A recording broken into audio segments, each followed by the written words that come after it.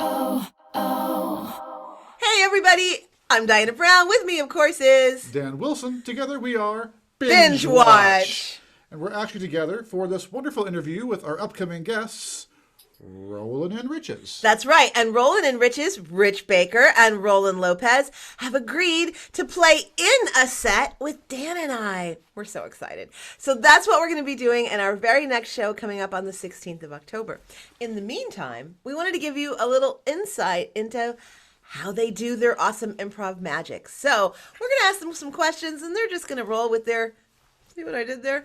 With their answers. With the riches of their wisdom. I didn't mean to do that, but there we went, right in it. And since we don't re-record these things, we're going to leave it in. Love it. I'm going to ask the first question. Please do. I would love to know, what is a character that, while you were on stage performing, just completely surprised you and you remember to this day? You got one offhand, Roland? I do, yes. Go for it. So there was the reason why, there was a show we did where Rich played the devil, and I was an acolyte waiting for the devil to finally show up. And when Rich stepped on stage, he lost his balance and fell off the stage.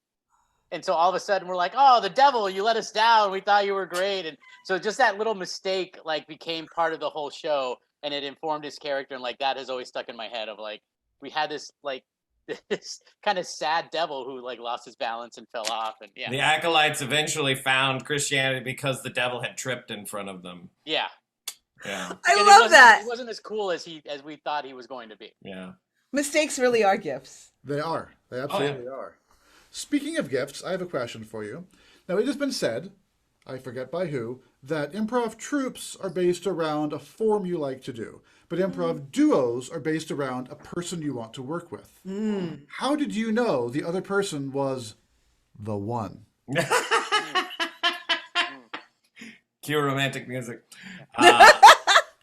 So I moved to Los Angeles in January of 2014, and I've been doing improv for a lot in Chicago and before that in Texas. And so I've had a lot of different partners, and I wasn't necessarily looking to start anything particular, but I was already in Mission Improbable, which was in both Chicago and LA. So I just started doing shows with them, which was great. And Roland, who was already on there, and we did some shows together. And I don't recall that at all. He doesn't remember that at all. Well, to him, he'd been doing MI for years, so this was just another MI show. But for me, it was my first 3 shows in LA. I remembered them very well, right?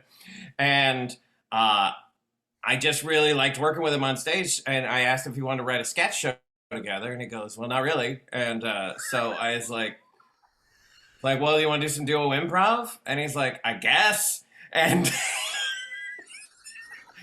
so, Roland, you can take it from there.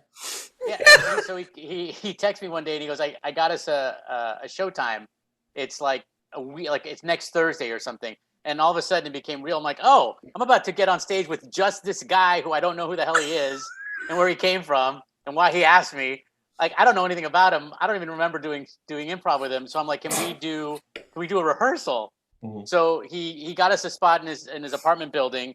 We set the timer. We knew it was a 25-minute show. We set the timer for 25 minutes. We grabbed a book off a shelf and chose a word to get us started. And we just went off for 25 minutes. And at the end of it, we just kind of looked at each other and went, whoa, okay, that was pretty awesome. Let's do this show.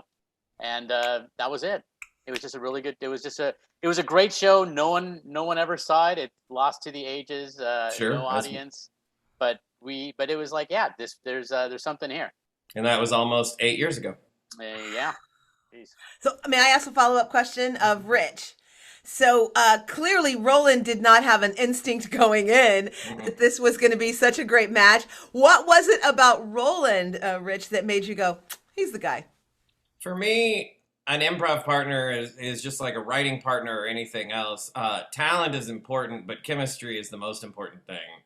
And we were, I've done short form with, people who've gone on to be famous and different, and I love short form. I've done it with some really high caliber people, and I'm on stage doing short form with this guy, and he was making moves that just made it feel like he and I had been together forever and we'd just met.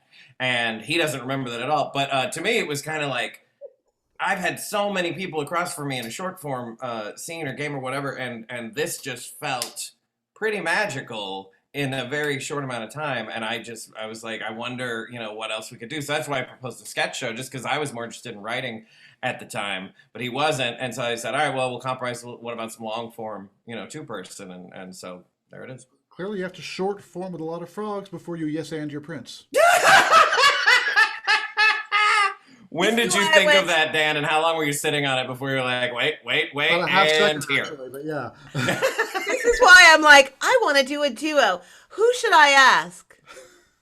Dan Wilson. There it is. Unfortunately, he said yes. We've been working with for a decade before. Yeah, I knew. It was a safe bet. No, this is a 3-question format, so time for the third question. I know, the third question. All right, so here's the third question. I'd love for both of you to answer, if you're okay with that. At the Dan's same making me feel time. less short.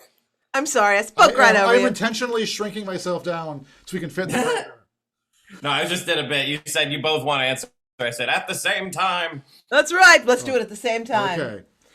What is a piece of improv wisdom that you either embrace or eschew? You couldn't go reject. You had to go eschew. Wow. Wow. Yo, there's that chemistry. You had to go reject. You couldn't go eschew. So truthfully, either of you, both of you eventually, what is a piece of improv wisdom that you believe we must embrace or we should begin to eschew? Or reject? How's that? You and your fancy words. I'll chime in while you're thinking about it, Roland.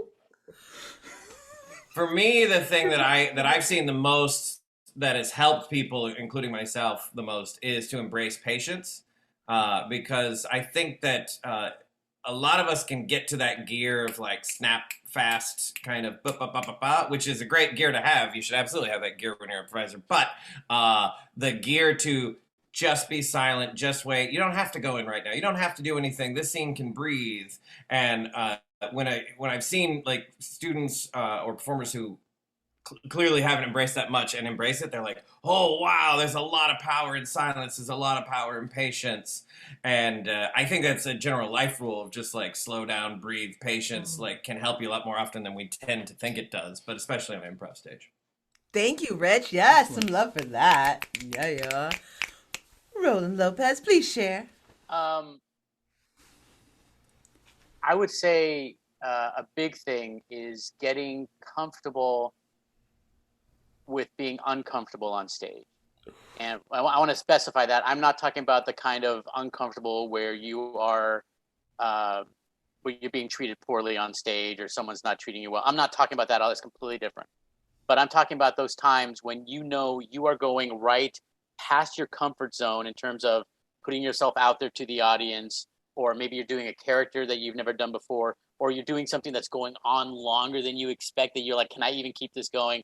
And there is a tendency for maybe less experienced players to go, oh, I've seen the abyss. I'm going to turn around. I'm going to blink, right? I'm going to turn around and step back. And I've done that character, so I'm just going to end the scene. Or maybe there is too much silence and I'm uncomfortable with that silence, and so I'm going to talk. But having that moment and realizing like, no, this is uncomfortable. That's okay. Because on the other side of that, we're hitting this whole territory that maybe we haven't been there before. So you're going to find nuggets of gold that like there's no way we could have ever come across those without getting to those uncomfortable parts. Allowing yourself that discomfort of going past your comfort level. That's mine. I love it. Thank you. That's excellent. Thank you so much for answering our 3 questions. And we are so psyched to play with you on the 16th. Thank you. Thank Thank you. for having Super us. We're excited. excited to play. Yeah, it's going to be fun.